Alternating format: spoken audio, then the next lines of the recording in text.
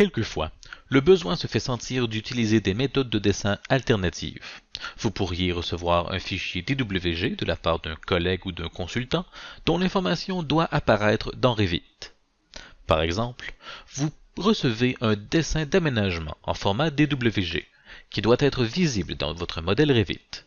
Refaire l'aménagement entièrement en Revit serait trop long. Dans cette situation, vous devez donc importer ou lier ce fichier afin qu'il soit visible dans vos vues sur Revit. Allons voir un exemple d'un tel fichier.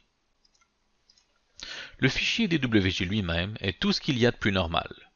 L'information qui nous intéresse ici sont les ameublements et les voitures.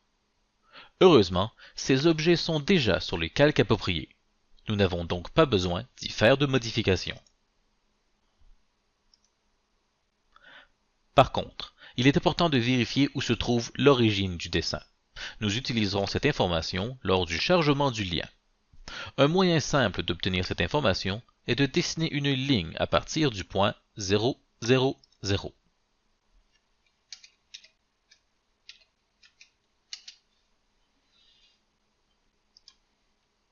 Notre origine se trouve donc ici. Il semble que l'origine du fichier DWG coïncide avec notre origine sur Revit.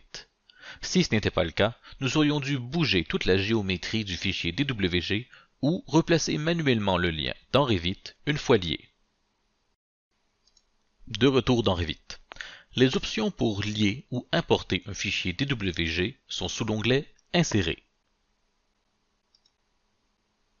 Vous remarquez qu'il y a deux outils semblables, Lier CAO et Importer CAO. Le résultat de chaque outil est très différent. Lier CAO va lier le fichier d'une façon semblable à un lien Revit. Le lien peut être rechargé pour afficher de nouvelles modifications et peut facilement être supprimé. Alors que l'outil Importer CAO, lui, charge le fichier DWG une seule fois, au moment de son importation. L'information et la géométrie du DWG est téléchargée dans le fichier Revit et n'a plus aucun lien avec le fichier original. Si des modifications sont faites au fichier DWG original, il sera impossible de le recharger. Un fichier importé peut aussi être décomposé, transformant toutes ces lignes en lignes Revit. Dans la plus grande majorité des cas, vous voulez que le fichier soit lié. Alors, dans le doute, choisissez Lier CAO.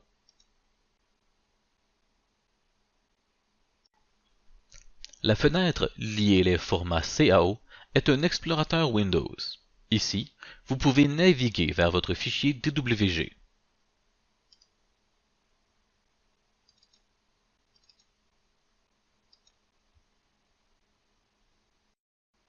Plusieurs options sont à votre disposition pour personnaliser le chargement de votre lien.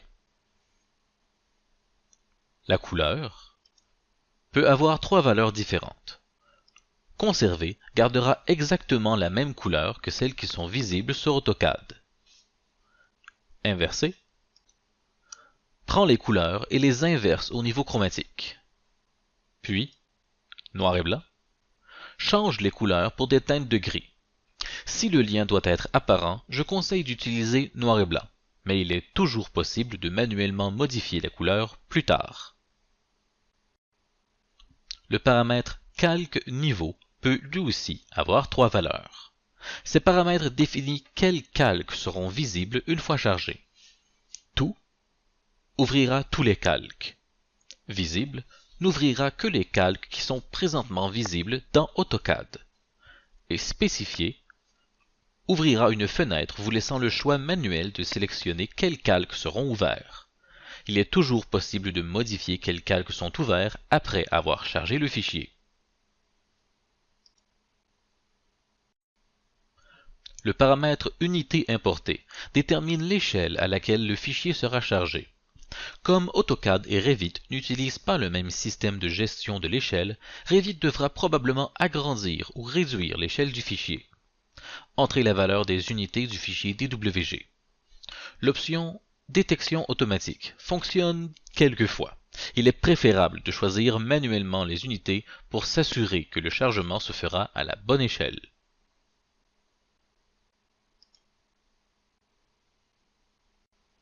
Le paramètre « Corriger les lignes légèrement décalées par rapport à l'axe » essaie de corriger l'angle des lignes qui ont un angle inférieur à 1/10 de degré.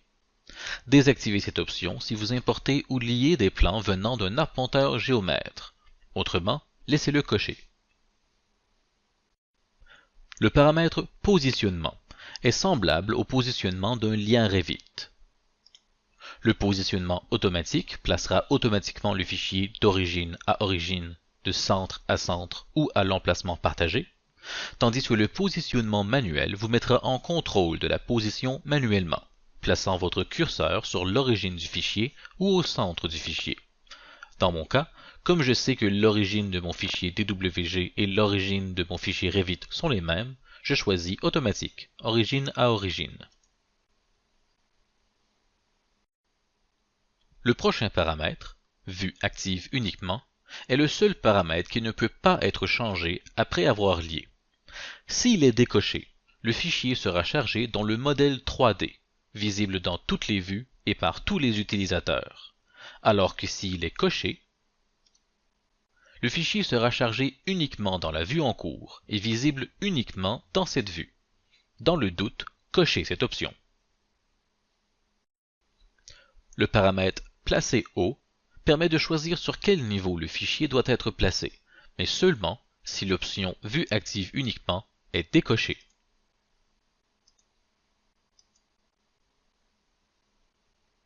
Le paramètre « Sélectionner une vue d'orientation » n'est utile que si le nord du projet et le nord géographique sont différents et que votre vue est orientée au nord géographique. Si c'est le cas, désactivez l'option pour que le fichier s'aligne sur le nord du projet. Dans tous les autres cas, cette option ne fait rien. Dans le doute, n'y touchez pas. Nous pouvons maintenant cliquer sur « Ouvrir » pour lier notre fichier.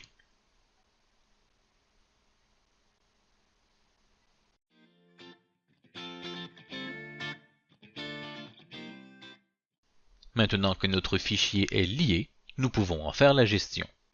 À l'aide du menu de gestion des liens, disponible dans l'onglet « Gérer le projet, gestion des liens » ou aussi disponible dans l'onglet « Insérer, lier et gestion des liens », possède un onglet nommé « Format CAO » qui liste tous les fichiers CAO liés dans le projet. Toutes les options de ce menu affectent le projet en entier, pas seulement la vue active.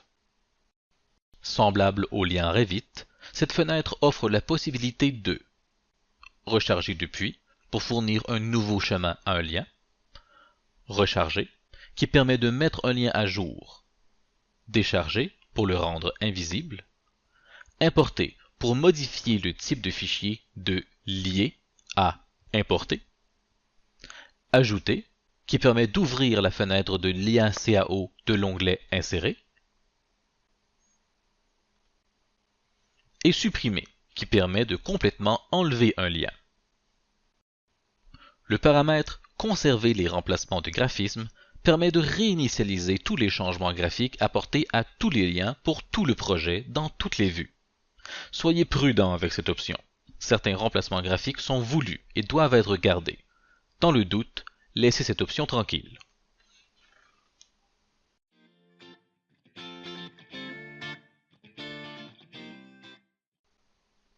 Une fois chargé, le lien DWG agit comme n'importe quel autre objet, mais ses paramètres peuvent différer selon si le fichier a été lié en 2D ou en 3D.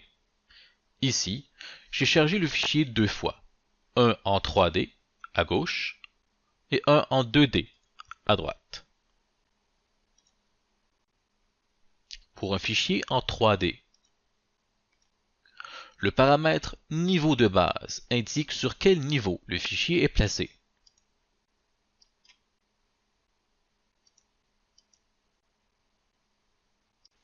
Disponible sur les deux types de fichiers, le paramètre « Échelle d'occurrence » détermine le facteur d'échelle appliqué au lien.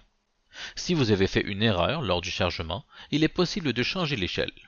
Pour ce faire, Avec l'élément sélectionné, cliquez sur « Modifier le type » dans sa fenêtre de propriétés.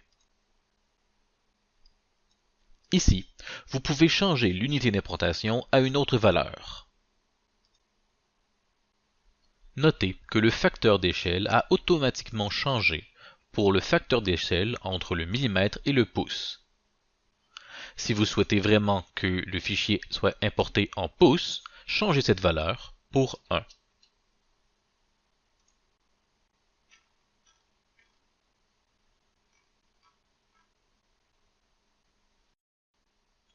Le paramètre d'ordre de tracé est disponible seulement si le fichier est chargé en 2D. Arrière-plan place le lien en arrière de tous vos éléments, alors que premier plan le place au-dessus de tous vos éléments. Quand le lien est sélectionné, le menu contextuel aussi a certaines options. L'outil « Supprimer les calques » ouvre une fenêtre contenant tous les calques du fichier DWG. Les calques que vous sélectionnez seront supprimés en permanence, même après le rechargement du fichier.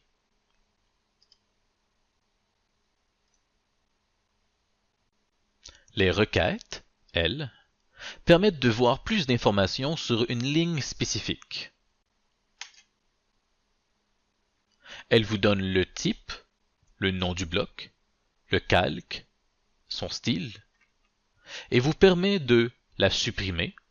Ce bouton est identique au résultat du bouton de supprimer les calques, et vous permet aussi de masquer dans la vue le calque auquel cette ligne appartient. Notez que masquer dans la vue ne supprime pas le calque, il est toujours disponible. L'outil Décomposer n'est accessible que si le fichier est importé. Il permet essentiellement de rendre les lignes du DWG en lignes Revit. La décomposition partielle n'explose que le premier niveau d'éléments, alors que la décomposition totale explose la totalité de tous les éléments, même les textes et les zones remplies. Notez qu'il est impossible de rendre le texte ou les codes d'un fichier DWG en texte ou en code Revit. Après décomposition, les lignes du fichier lié sont maintenant des lignes Revit, sélectionnables et modifiables comme n'importe quel autre élément Revit. Notez par contre que cette opération a deux tranchants. Importer et décomposer un fichier DWG importe aussi tous ces types de lignes et risque de grandement alourdir votre modèle. Si vous avez besoin de décomposer un fichier, assurez-vous qu'il contient uniquement ce que vous avez besoin sur un nombre de calques très limité.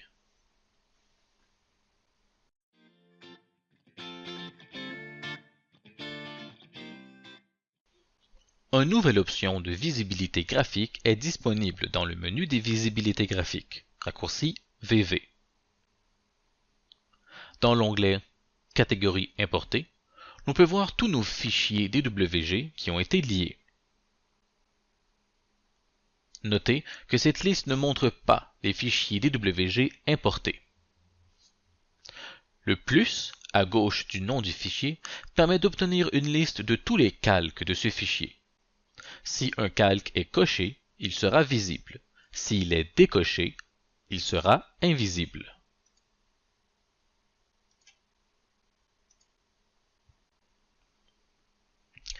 Les calques masqués à l'aide de l'outil Requête sont décochés ici.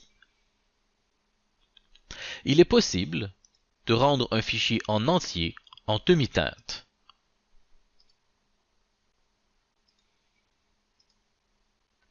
Il est aussi possible de faire des remplacements graphiques pour les lignes appartenant à un certain calque. Par exemple, changeons les lignes du calque automobile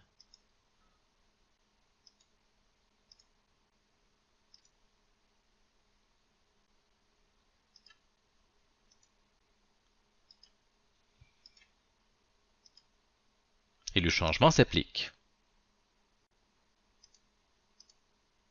Pour réinitialiser les changements, on peut toujours cliquer sur « Effacer les remplacements ».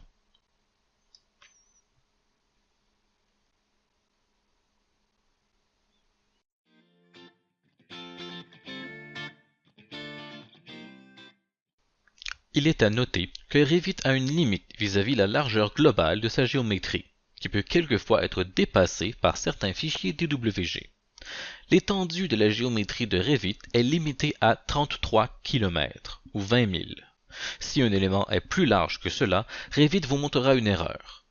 Si l'élément est plus grand que 33 km, les représentations graphiques de Revit commenceront à être erronées et très instables. Évitez de charger les fichiers ou de dessiner des éléments qui sont plus longs que 33 km. Par exemple, si je modifie mon fichier DWG existant et que j'ajoute de la géométrie de 33 km de large, en retournant dans Revit et en rechargeant mon lien à l'aide du menu de gestion des liens, dans Format CAO, Recharger, voici l'erreur qui nous explique que des éléments sont plus grands que 33 km. Nous pouvons accepter cette erreur. Une seconde erreur nous apparaîtra pour nous répéter encore que nos éléments sont plus larges que 33 km. On peut cliquer OK et OK. Les répercussions de cette erreur ne seront pas toujours immédiatement visibles. Certaines lignes pourraient apparaître au mauvais endroit et de multiples problèmes d'affichage graphique vous prendront d'assaut. De plus, ce même message d'erreur apparaîtra à l'ouverture du fichier et au rechargement du lien pour tous les utilisateurs. Si ce message apparaît, retournez dans votre fichier DWG et cherchez les lignes qui causent problème. Il est possible qu'elles soient sur un calque fermé ou même gelé. Et voilà, vous êtes maintenant capable de lier et gérer des fichiers DWG pour répondre à tous vos besoins.